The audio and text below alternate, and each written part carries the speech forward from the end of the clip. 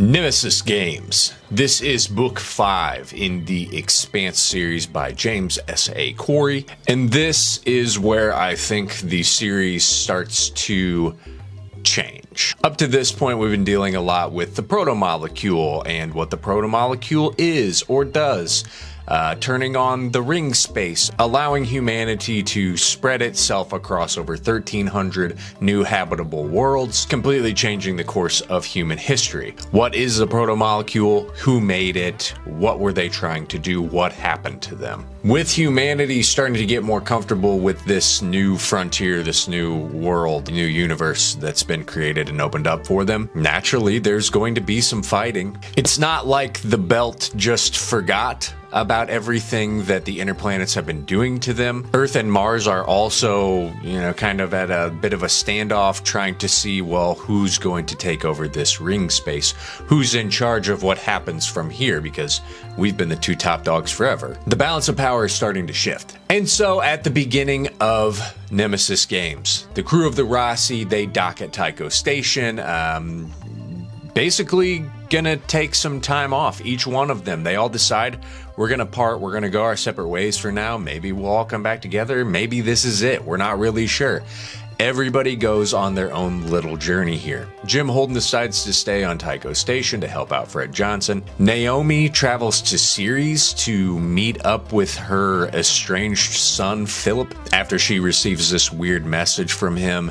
Amos goes to Earth, back to Baltimore, to deal with some personal stuff. Somebody that he knows has apparently died. Alex decides to go back to Mars to maybe try to remedy some of the issues that he has with his ex-wife. As all of this is happening, something very big happens. There is a massive terrorist attack that takes place that causes complete upheaval in the solar system. It's led by a guy named Marco Aneros. He's the leader of the Free Navy, which is a kind of militant faction of the OPA. The Free Navy's goal is to take over everything. They want to control Medina Station. They want to control access to the rings. They're basically getting back at Earth and Mars for all belters. They want to control this new universe, and they want it to be controlled by the belt. There's a giant power vacuum. A lot of people are dying, and the Rossi crew is somewhat MIA throughout the entire thing. It's a banger.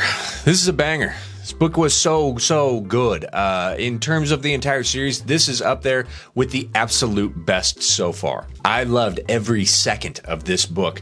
The action, which is what I love the most, is what the series does best. It is non-stop here. Each character's perspective is unique. It is exciting. There is super high tension, insanely high stakes. This book is like the epitome of a page turner. The biggest strength of this book, and the thing that I probably love the most about it, is every book, obviously, if you've been reading them, each chapter is from the perspective of a different character. This is the only book in the series that has solely focused on the crew of the Rossi. We follow each one of the characters as they're on their journey.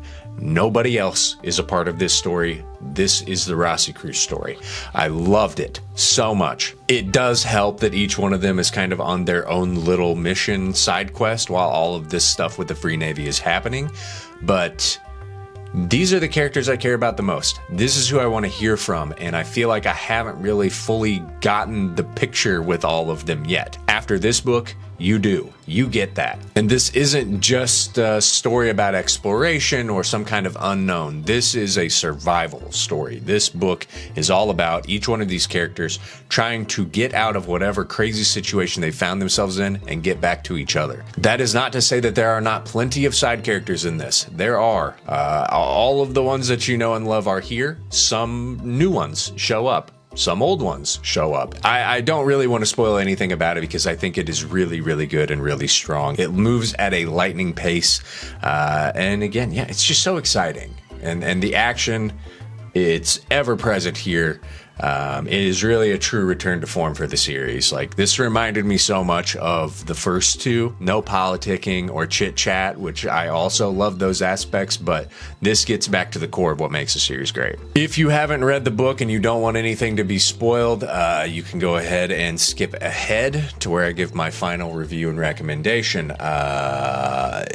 which I'm sure at this point you can probably tell what that is already. For those of you who don't care about spoilers, or if you've read it, I'm about to get into spoiler territory, so let's go. I'm going to continue to harp on the fact that this book is all about the Rossi crew. I really wish the whole series was like this. I know that it, doesn't really play out that way, and it kind of can't, but man, this was just the best of the best. It's so great to finally understand each one of these characters like fully. I left this book feeling like, okay, I finally understand Alex. I finally understand Amos. I get it now. It was so important to get those perspectives. This book truly breathed new life into the series for me, and that's not to say that I was fading, but there was a bit of a stumble or slowdown. I really enjoyed the book before this, but even it had its moments where it kind of felt like it was maybe trudging along, or like, where are we going from here? And this one kicked it back into high gear for me. Talking about, each one of the characters and their little side quests, starting with Naomi, it is wild to find out that she has a son. She goes to meet said son, and then ends up getting herself kidnapped and put on the ship with Marco, who is a former lover of hers and is actually the father of her child who she came to meet, and they're actually both in cahoots. That's all such a crazy subplot, and we watch her as she puts all this effort into trying to get Philip to change his mind. She knows that she can't do anything about Marco. He's too far gone. But maybe she can get through to her son. Maybe she can get him to change before it's too late. And then her little death plunge through the airlock out into space to try and get on this little ship. Maybe she can send for help and get rescued. It's all very exciting. It's all very good. Naomi is just not my favorite character. She never has been. I'm almost done with this series. I still don't. It's not that I don't like the character. I just feel like she's really good at making decisions that get her into trouble, like all the time. She's been kidnapped so many times and held hostage, and this is no different. She makes very questionable decisions, like clear red flags. Does it anyway, gets herself in a position where she is going to struggle to get out of it if she can at all. This is no exception. This is exactly the type of thing that Naomi is the best at. But it was really nice to be in her head. It was nice to get her perspective through this whole thing and to understand kind of the inner turmoil and dilemma that she has of being a mother but not being around, abandoning her child. How does that feel? And leaving that child with Marco, who is a psycho. Alex, he decides to go to Mars. He wants to meet up with his ex-wife, maybe try and mend things. Doesn't work out for him at all. Pretty much immediately, she's like, go away. But then he ends up linking back up with Bobby, and it's great to have Bobby back. Love Bobby. And Bobby is involved in this military conspiracy where she believes that someone in the military high ranking is working with the Free Navy, selling them ships and technology, because at this time Mars has now lost a lot of its influence. Mars was kind of this bastion in the solar system before the ring gates opened up. This was where you went. It was the new frontier. We have better technology, but now there's a lot of new places that we can go, that we don't have to be under somebody's thumb, that doesn't have all of the bureaucratic bullcrap that comes along with colonizing a new world. We don't really need Mars anymore. So Mars is kind of falling apart. So Alex and Bobby are kind of working together to uncover this thing. And then ultimately they end up going to save Naomi. It's very high tension, high stakes. It's really good stuff. Amos has already been one of my favorite characters in this story. He's definitely my favorite crew member. His little side story was my favorite of everybody's. It was so interesting to get his backstory when he goes to Baltimore and all the people that he talks to.